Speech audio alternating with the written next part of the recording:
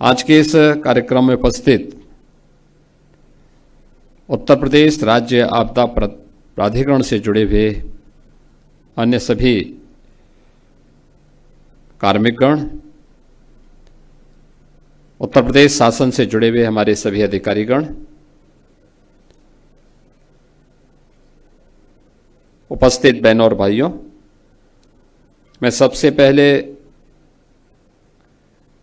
उत्तर प्रदेश राज्य आपदा प्रबंधन प्राधिकरण के इस नवनिर्मित भवन के उद्घाटन कार्यक्रम के अवसर पर प्राधिकरण को और इस पूरी व्यवस्था के साथ जुड़े हुए जितने भी स्टेक होल्डर्स हैं, इन सबको हृदय से बधाई देता हूं।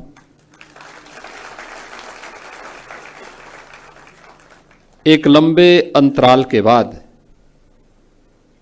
यह भवन बनकर के आज तैयार है और अब अपने पूरी क्षमता के साथ उत्तर प्रदेश को किसी भी आपदा से होने वाली जन धन की हानि को न्यूनतम स्तर तक पहुंचाने के लिए अपना योगदान देने के लिए भी तैयार है। हम लोग अक्सर आपदा आने के बाद जन और धन की व्यापक हानि के बाद तब हम सक्रिय होते हुए दिखाई देते हैं और अपनी संवेदनाएं व्यक्त करते हैं, जबकि मेरा मानना है कि आपदा के प्रति हमारी पहले से ही सतर्कता,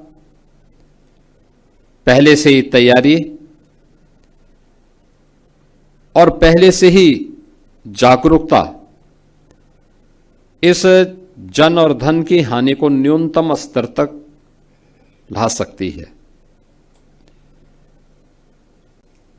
और यह हम लोगों के दैनिक जीवन का हिस्सा भी होना चाहिए। स्कूली पाठ्यक्रम का हो या परिवारों के बीच में भी आपसी संवाद के माध्यम से भी इन सब बातों को बताए जाने की आवश्यकता है। हमें याद है बचपन में सामान्य स्कूली कार्यक्रमों के माध्यम से भी और परिवारों में भी इस बात की चर्चा होती थी कि आग लग जाए तो क्या करना चाहिए,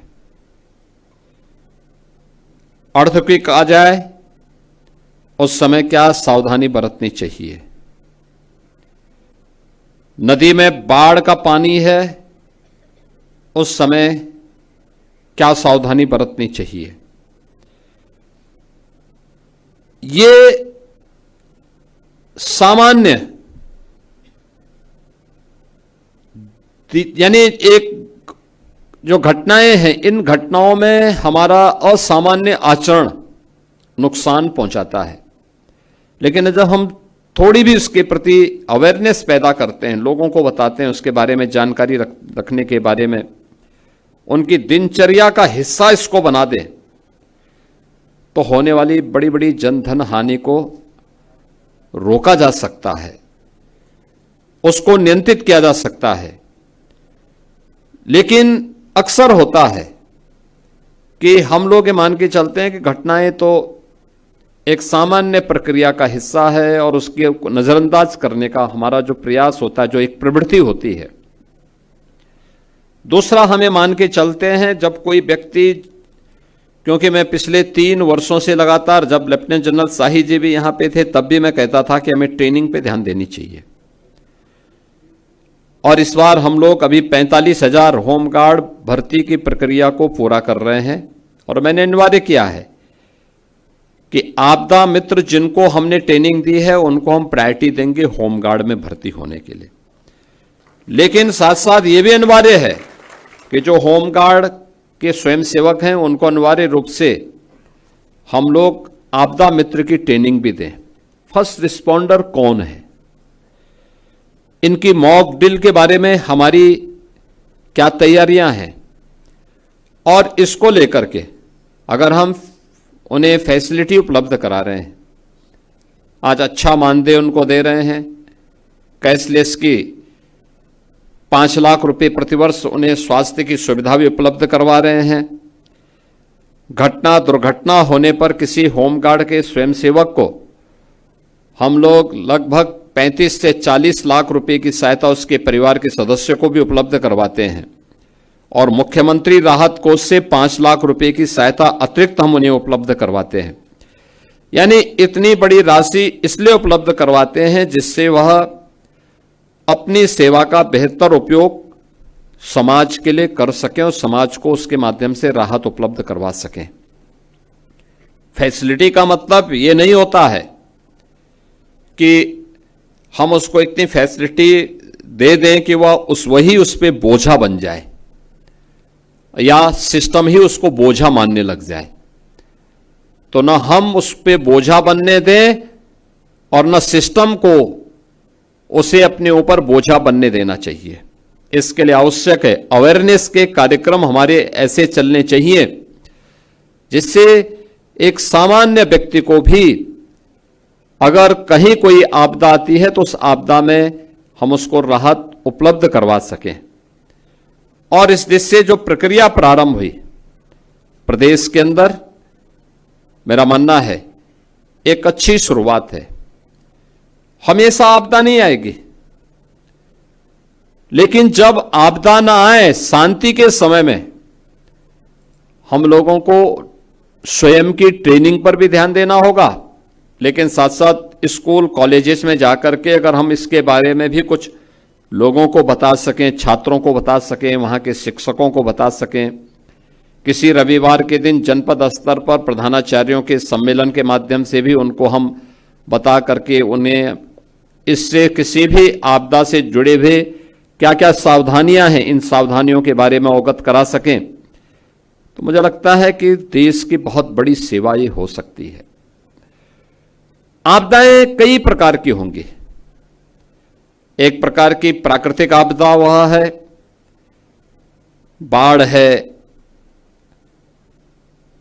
कहीं पर लाइटनिंग की घटना है, अतिवृष्टि के कारण होने वाले जनधन की हानि का हो, या फिर मानव की असावधानी से होने वाली आपदाएं, अग्निकांड की घटनाएं हैं, या किसी भवन की गलत डिजाइनिंग के कारण या किसी दुर्घटना के कारण भवन का धराशायी हो जाने का हो जाना है। ये सभी, इसके साथ ही कुछ ऐसी भी आपदाएं हैं जिन्हें आप एक प्रकार से आधी भौतिक आपदा के रूप में ले सकते हैं, यानी किसी जीव के द्वारा पहुंचाई जाने वाली हानि। और मुझे प्रसन्नता है कि उत्तर प्रदेश देश का पहला राज्य था जिसने मानव वन्य जीव द्वंद्व को भी आपदा की श्रेणी में लेकर के उससे लोगों को राहत देने का कार्य किया। अब ये मैं देख रहा था, 2 दिन पहले बहराइच के पास एक घटना घटित हुई। एक 12 साल के लड़के को क्रोकोडाइल ने पूरी तरह निगल डाला। अगर हम थोड़ी सावधानी बरतें, लोगों को पहले से पता है कि क्रोकोडाइल के प्रति कौन से क्षेत्र संवेदनशील है। ऐसा तो है नहीं कि क्रोकोडाइल बहुत लंबी दूरी तय करता हो, नहीं दूरी तय करता हो, मुश्किल से अपने पूरे जीवन भर में 3 से 4-5 किलोमीटर की दूरी के दायरे, उसी दायरे में रहता है। उसके उस लक्षण के बारे में हमें जानकारी है, लेकिन उस सब के बावजूद भी जबरदस्ती कोई व्यक्ति उसके साथ खिलवाड़ करने लग जाए, हम लोगों को उसके बारे में बताएं ना, उसके बारे में कोई अलर्ट वहां पे जारी ना हो। लोग वीडियो बनाते रहते हैं लेकिन कोई भी उसके बारे में बचाव के लिए या वहां न जाने के लिए लोगों को हिदायत नहीं दे पाते हैं। 12 साल की उम्र क्या होती है, लेकिन उस बच्चे को क्रोकोडाइल निगल गया। नियमित रूप से मानव वन्य जीव के बीच में होने वाले द्वंद्व और उसके कारण होने वाली हानि के बारे में हम लोगों के स्तर पर अभी भी जो प्रयास होने चाहिए। भाई हर व्यक्ति जान रहा है, मैं कल बिजनौर में था, परसों में बिजनौर में था, और बिजनौर के अंदर में मैं इस बात को देख रहा था। हम लोगों ने वहां पे पिछले 2 वर्ष में 80 लेपर्ड हम लोगों ने वहां से रेस्क्यू किए हैं। मैंने वहां पूछा लोगों से, मैंने कभी इतने बड़े पैमाने पे लेपर्ड यहां कैसे आ गए? उन्होंने कहा साहब ये उनकी संख्या भी बढ़ी है, दूसरा ये सभी गन्ने की बेल्ट के अंदर ही ये ज्यादा पाया जा रहा है। शुगर लेपर्ड के रूप में लोगों ने उसका नाम दे दिया। अब वहां पे अगर व्यक्ति, किसान या कोई व्यक्ति उसके प्रति जागरूक नहीं है तो आसानी से उसकी चपेट में आ सकता है। आप देखें, इस बात को देखेंगे कि एक टाइगर और एक लेपर्ड के स्वभाव में बहुत अंतर होता है।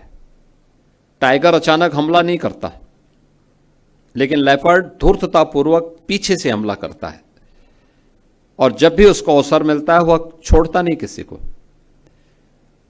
अगर हम उसके स्वभाव के बारे में और उसके द्वारा जो खतरे वाले क्षेत्र हैं उसको चिन्हित करके लोगों को अवगत करा सकेंगे तो बहुत बड़े पैमाने पे जन हानि को हम रोक सकते हैं। मैं भी देख रहा था यहां पे मानव वन्य जीव द्वंद्व में 4000 से अधिक लोग इसकी चपेट में आए हैं। 5000 से अधिक लोग अन्य प्राकृतिक आपदा की चपेट में आए हैं, यानी 9000 से अधिक लोग उत्तर प्रदेश के अंदर इस आपदा की चपेट में आए हैं। लाइटनिंग की घटना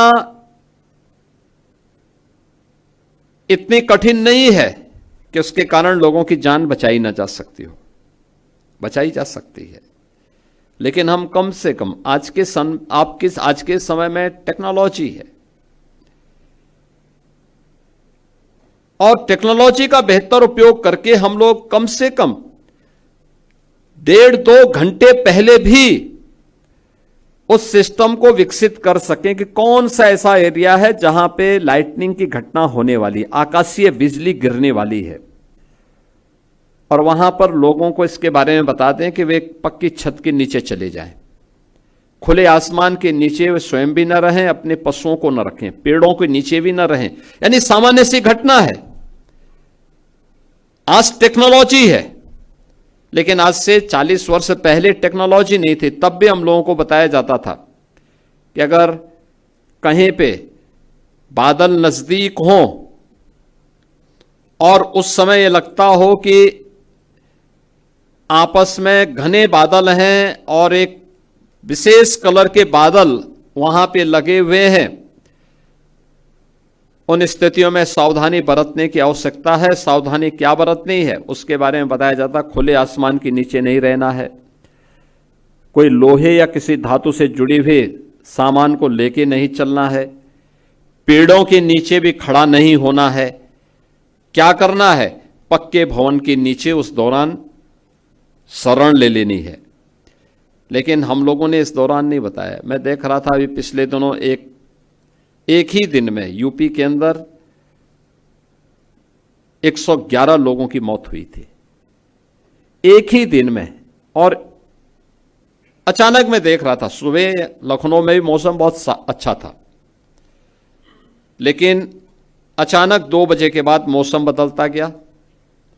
1 घंटे के अंदर फतेहपुर से लेकर के प्रयागराज, कौशाम्बी, फिर मिर्जापुर, भदोई, उधर जौनपुर, आजमगढ़, सुल्तानपुर, अंबेडकर नगर, इन सभी जनपदों को लेकर के 111 लोगों की मौत हुई थी एक ही दिन में। और उसके बाद फिर मैंने स्वयं एसडीएमए की बैठक ली थी और मैंने उस समय इस बात पर चिंता भी व्यक्त की थी और नाराजगी भी व्यक्त की थी कि इन मौतों को रोका जा सकता था, इसको न्यूनतम करने में हम सहायता कर सकते थे। और मैंने उसी दिन कहा था कि हमें अर्ली वार्निंग सिस्टम को प्रभावी बनाना पड़ेगा। मुझे याद है ठीक तीसरे दिन एनडीआरएफ और एसडीआरएफ ने इस प्रक्रिया को आगे बढ़ाया। एनडीएमए और एसडीएमए ने मिलकर के उस पूरी प्रक्रिया को बेहतरीन कोऑर्डिनेशन के साथ आगे बढ़ाया। परिणाम क्या था? सहारनपुर में शिवालिक पहाड़ियों में अचानक रात्रि को बारिश होती है। सहारनपुर में शाकंभरी देवी मंदिर में उस समय एक जागरण का कार्यक्रम चल रहा था। हजारों लोग उस कार्यक्रम में थे और भंडारा का आयोजन भी चल रहा था। अलर्ट आने लग गया। प्रशासन तेजी के साथ दौड़ा और उन्होंने वहां के जितने भी लोग भंडारे कार्यक्रम में और जागरण कार्यक्रम में मौजूद थे उन सबको तत्काल सुरक्षित स्थानों पर पहुंचा दिया। और देखते ही देखते, यानी वहां बारिश कम थी लेकिन शिवालिक पहाड़ियों में ऊपर बारिश हो रही थी, और देखते ही देखते ऊपर से लगभग 4-5 फुट पानी नदियों में तेजी के साथ बहता हुआ गया। अगर वे लोग जागरण के कार्यक्रम को कर रहे होते और भंडारे के आयोजन में सभी लोग रहते, ये मान करके चलिए कि वहां पे सैकड़ों लोगों की जान जा सकती थी। लेकिन अर्ली वार्निंग सिस्टम ने प्रशासन को भी और लोगों को भी चैतन्य किया। हर उस क्षेत्र के मोबाइल फोन घनघनाने लग गए, यानी जो ऑफ थे उनमें भी अलर्ट आने लग गया। और परिणाम क्या था? इतनी बड़ी जनधन की हानि, केवल 2 लोगों की दुर्भाग्यपूर्ण मौत हुई। 2 डेड बॉडी वहां मिली। एक वह महिला थी जो पानी आने के बाद केवल पैर से, यानी एक तख्ते में बैठ के पैर से वो पानी नापने लग गई। देखते हो कितनी गहरा है। तो पानी का बहाव, तो पहाड़ से जब पानी आता बहुत तेजी के साथ उसकी फोर्स होती है, उसमें करंट होती है। एक उसकी चपेट में आए और एक अन्य, ये 2 लोग उसकी चपेट में आए थे। यानी हम टेक्नोलॉजी का उपयोग करके भी इसका हम बेहतरीन रूप से बचाव के कार्यक्रम के साथ जुड़ सकते हैं। और मेरा मानना है कि जब इतनी बेहतरीन सुविधा से युक्त यह एसडीएमए के भवन को आज यहां पे उपलब्ध कराया जा रहा है, मेरा मानना है डिजास्टर मैनेजमेंट से जुड़े हुए अच्छे संस्थानों के साथ एसडीएमए का समन्वय, ये आज की सबसे बड़ी आवश्यकता होगी। हम एमओयू करें, ट्रेनिंग के साथ जोड़ें, हर तबके के लोगों को, शिक्षकों को भी, छात्रों को भी, पुलिस कर्मियों को भी, होमगार्ड के जवानों को भी, इरिगेशन से जुड़े हुए उन लोगों को जो बाढ़ नियंत्रण में लगे रहते हैं, इन लोगों को भी, और सिस्टम से जुड़े हुए हर एक व्यक्ति को इसके बारे में अवेयर करें। समय समय पर हम लोग सोशल मीडिया प्लेटफॉर्म का, डिजिटल मीडिया प्लेटफॉर्म का, विजुअल मीडिया, प्रिंट मीडिया के माध्यम से इसकी सावधानी और सतर्कता के बारे में अगर हम इसको एक व्यापक अवेयरनेस के कार्यक्रम के साथ जोड़ सकें, मॉक ड्रिल हर एक स्तर पर, केवल यहां पे इसी भवन के नीचे नहीं, जनपद स्तर पर, तहसील स्तर पर, थाना स्तर पर, विकासखंड स्तर पर, नगर निकायों के स्तर पर इस कार्यक्रम को हम तेजी के साथ आगे बढ़ाने का काम कर सकते हैं। जैसे 17 नगर निगम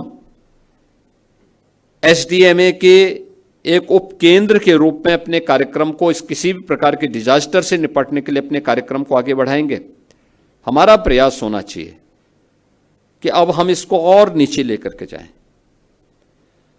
200 से अधिक नगर पंचायत, नगर पालिका परिषद ऐसी हैं जो 200 नगर पालिका परिषद ऐसी हैं जो जिनकी आबादी लगभग 5 लाख के आसपास आती है। आखिर वहां तक हम क्यों नहीं पहुंच सकते? इसलिए इसका विस्तार करना है और हमारा प्रयास होना चाहिए कि आने वाले समय में टेक्नोलॉजी ड्रिवन डिजास्टर मैनेजमेंट को हम कैसे प्रभावी बना सकते हैं। इसके लिए सैटेलाइट एवं रिमोट सेंसिंग मॉनिटरिंग की व्यवस्था, यह आज की सबसे महत्वपूर्ण आवश्यकताओं में से एक है। आर्टिफिशियल इंटेलिजेंस पर आधारित रिस्क मैपिंग, इस दिशा में भी हमें आगे कार्य करना होगा। प्रिडिक्टिव एनालिटिक्स आधारित early warning system, mobile based citizen alert system, जिसका हम लोगों ने अभी उपयोग किए भी हैं और इस पूरे सीजन में जब भी इस प्रकार की कोई बातें होती हैं, कोई भी आशंका होती है, हमें इसके बारे में उसको आगे बढ़ाना पड़ेगा। जीआईएस आधारित decision making and digital control room, इन सब को हमें प्रभावी बनाना पड़ेगा। और मेरा मानना है कि ड्रोन आधारित सर्च एंड रेस्क्यू ऑपरेशन का और अधिक इंटीग्रेट यूज हमें आज की आवश्यकताओं में है। और हमारा जो संकल्प होना चाहिए किसी भी प्रकार की आपदा से निपटने के लिए, कि उत्तर प्रदेश को एक ऐसे राज्य के रूप में बनाना है जहां पे प्रत्येक नागरिक यह विश्वास लेकर के जीवन जी सके कि संकट की घड़ी में सरकार के साथ साथ वह स्वयं भी इसके प्रति तैयार है और पूरी ताकत के साथ, पूरी प्रतिबद्धता के साथ वह इसके प्रति अपने आप का नागरिक कर्तव्य मान करके चले। यह एक नागरिक कर्तव्य का हिस्सा होना चाहिए, यह राष्ट्रीय कर्तव्य का हिस्सा हमारा होना चाहिए। इस विश्वास के साथ हम सब आगे बढ़ पाएंगे। मैं एक बार फिर से आज के इस कार्यक्रम के अवसर पर एसडीएमए को इस नए भवन के लिए हृदय से बधाई देता हूं। उनसे जुड़े हुए जितने भी स्टेक होल्डर हैं उन सबको मैं इसके लिए बधाई देता हूं और विश्वास करता हूं कि यह एक बेहतरीन केंद्र बनकर के उत्तर प्रदेश के प्रत्येक नागरिक के मन में एक नए विश्वास का जागरण करेगा। आज के इस अवसर पर हम लोगों ने आपदा के फील्ड में जिन लोगों ने प्रशंसनीय कार्य किया है, ऐसे 8 कार्मिकों को हम लोगों ने यहाँ पे सम्मानित किया है। मुझे विश्वास है कि आने वाले समय में इसमें हम एनडीआरएफ को भी, एसडीआरएफ को भी और अन्य सभी विभागों को जोड़ेंगे। अच्छा होगा वर्ष में एक बार कार्यक्रम उनको भी जोड़ने की आवश्यकता है। जो लोग इन सभी विभागों से नहीं जुड़े हैं लेकिन सामान्य रूप से अपने स्तर पर भी उस नाविक के बारे में भी सोचना है जो किसी की जान बचाता है। हमें उस व्यक्ति के बारे में भी सोचना है जो मानव वन्य जीव संघर्ष में किसी अमूल्य जीवन को बचाने में अपना योगदान देता है। उन सब के बारे में भी हमें इसके बारे में एक नई सोच को विकसित करना पड़ेगा, उन्हें सम्मानित करना पड़ेगा। एसडीएमए के माध्यम से इस प्रक्रिया को आगे बढ़ाने की आवश्यकता है। और मेरा मानना है कि आपदा प्रबंधन के लिए आज के दिन पे धनराशि की कमी नहीं, बल्कि उसके उचित नियोजन की दिशा में किए जाने वाले प्रयासों को उसी एक नियत के साथ हमें प्रभावी ढंग से लागू करना चाहिए। मैं इस अवसर पर एक बार फिर से एसडीएमए के इस भवन के लिए आप सभी को, पूरे प्रदेश वासियों को हृदय से बधाई देता हूं। धन्यवाद। जय हिंद। बहुत बहुत